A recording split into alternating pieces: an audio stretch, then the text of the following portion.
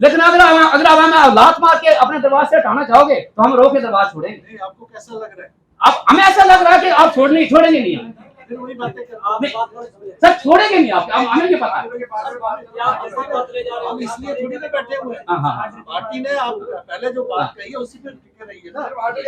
Bharatiya Janata party की agitation के बाद ही वीडीसी बनी है, तो इसलिए वीडीजी भी उसी रूप में आई है। जब कुछ दिक्कत आई तो इसमें आप क्यों इस प्रकार की बात करते हैं? अफसोस होता सर, अब बोलते हैं कि 18,000 स्पीकर मिलने चाहिए, तो क्या हमारे बच्चे नहीं, हमारे हमको सन्यासी है इस उम्र में, क्या हम सन्यासी कह रही है? क्या हम इस उम्र में सर सन्यासी हो सकते हैं?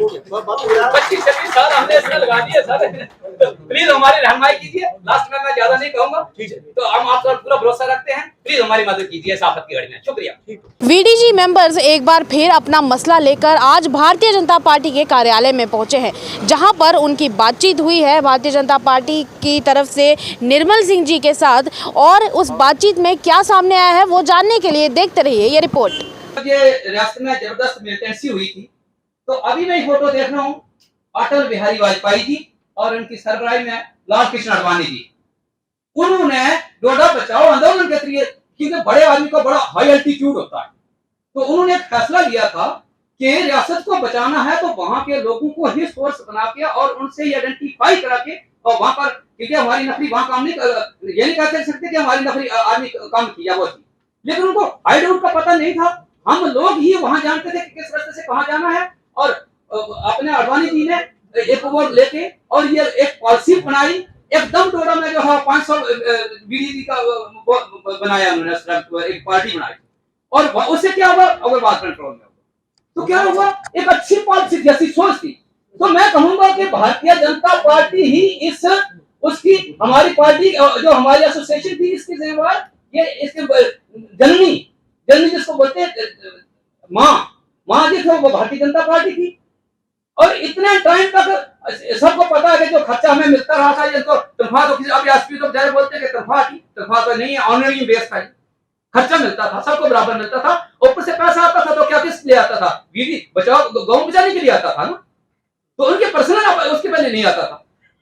तो क्या नहीं मतलब कि हम आज भी इनके दरवाजे पर बैठे हैं, 4 साल से इनके दरवाजे आते चले आ रहे हैं, लेकिन यहाँ प्यार होता है, बरकरार भी होता है, सच्ची बात कहने में कोई एतराज नहीं होता है, मतलब दिल में रखने से भी क्या होता है कि बात घूमती है और समझो कैंसर का रूप ले लेती है, तो सच्ची बात कहने में कोई एतराज नहीं है।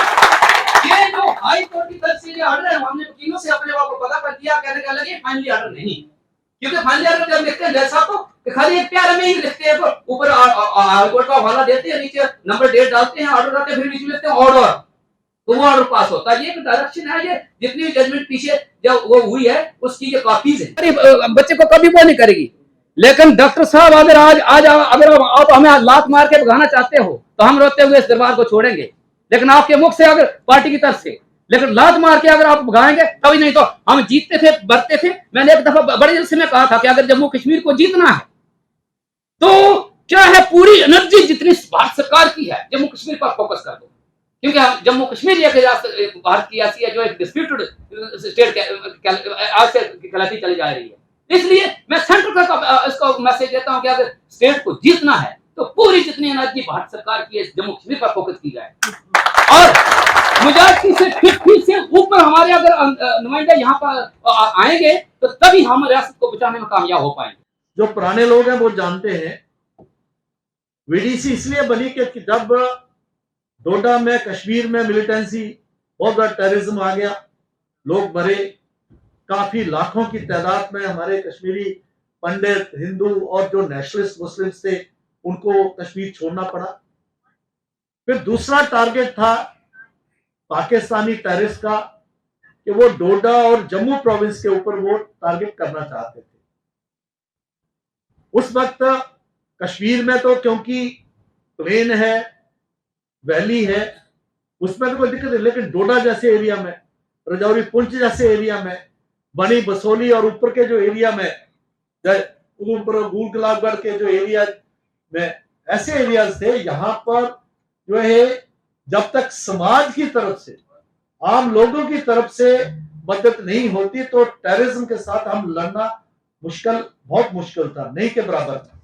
आर्मी आई, आर्मी क्योंकि आती है तो आर्मी का काम करने का तरीका रहता है, उनको नहीं यहाँ इस प्रकार का जियोग्राफिया कैसा है, लोग कैसे हैं, उनको नॉलेज नहीं था। जम्मू कश्मीर पुलिस को उसकी इतनी तादाद नहीं है कि वो इससे डील कर सकती थी, कई प्रकार की दिक्कतें थी। तो तब हमने डिमांड रखी, भारतीय जनता पार्टी ने दो डिमांड रखी थी। एक तो डोडा को आर्मी के हवाले किया जाए, डोडा इस एरिया को, और डोडा में आपको पता है कि कैंटोनमेंट बने, बाकी जहां पर बने, जिसके कारण थोड़ा राहत मिली। दूसरी बात की गई कि वीडीसी बननी चाहिए, विलेज डिफेंस कमेटी। तो विलेज डिफेंस कमेटी कह के वो कमेटी जो है अपने गांव की खुद हिफाजत करे, क्योंकि आर्मी एक जगह है, पुलिस थाने में बैठी है या कहीं बैठी है, दूर बैठी है, लेकिन अगर टेररिस्ट अटैक हो जाता है, जब टेररिस्ट आ जाते हैं तो वहां के लोग उठ के उनके साथ मुकाबला करें। और जो आप लोगों ने किया, क्योंकि मैं पूरे जम्मू प्रोविंस में जगह जगह घूमा, बहुत से बीडीसी के लोगों ने, नौजवानों ने जो है कुर्बानियां दी, वो रहेंगे जिनको एसपीओ का दर्जा दिया गया, और वो जो पुलिस एक्ट है, कानून के दायरे में उनको लाया गया। आप ही में से थे वो। ये कानूनी तौर पर ये 3 लोग हैं जो एसपीओज होंगे, और जो पैसा आएगा बीडीसी का उनके नाम पर आएगा, क्योंकि ऐसे सरकार जो है, जो अगर सरकारी मुलाजिम नहीं है या सरकार की तौर पर जो है वो उसमें दर्ज नहीं है, उसको पैसा नहीं दे सकती। तो इसलिए फिर क्या स्कीम उस समय बनी कि 3 एसपीओ होंगे, बाकी बीडीसी मेंबर्स होंगे, उसके बाद जो पैसा आएगा इनके हाथ में जाएगा और ये आपस में बांट के जो है वो बांटेंगे। ठीक है, तो 6,000 रुपया एक एसपीओ का था, यही था ना, 1500 शुरू में 1500 था। ठीक है, हुआ क्या, तो वो बड़ा कम था लेकिन था।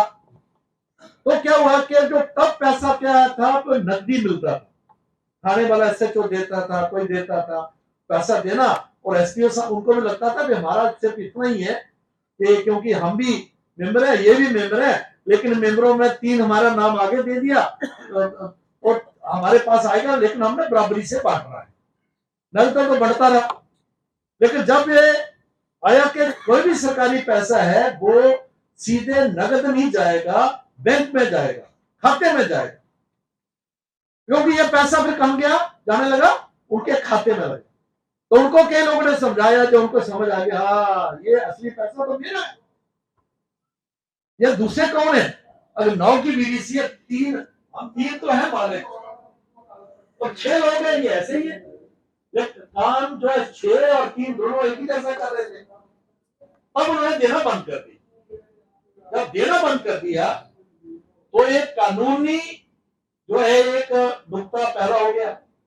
फिर बेचारे बाकी वालों को क्या होगा, उनको कहां से पैसा देंगे। जब ये हो गया तो लगातार आप लोग संघर्ष करते रहे, जिसके बारे में वसंतराज जी बता रहे थे, सुरेश जी बता रहे थे, लगातार संघर्ष करते रहे। तो क्या किया जाए, इनको पुलिस वालों ने यह भी किया कि अगर एसपीओ हो, अगर पूरे तनख्वाह आपने लेनी है। प्रोफेसर निर्मल सिंह जी ने वीडीजी के जितने भी मेंबर्स हैं उनके मसले को सुना, और फिर उसके बाद अभी भी मीटिंग वैसे जारी है, पर लेकिन अभी भी उनका यही कहना है कि इस मामले पर विचार किया जा रहा है और इस मामले के ऊपर काम किया जा रहा है। अब कितनी जल्दी इनका मसला हल होता है और कितनी जल्दी ये कन्फ्यूजन दूर होता है, ये तो आने वाला वक्त ही बताएगा। पर तब तक के लिए आप लोग देखते रहिए ये रिपोर्ट। साक्षी सानी के साथ कैमरामैन सुजीत भगत, नमस्कार।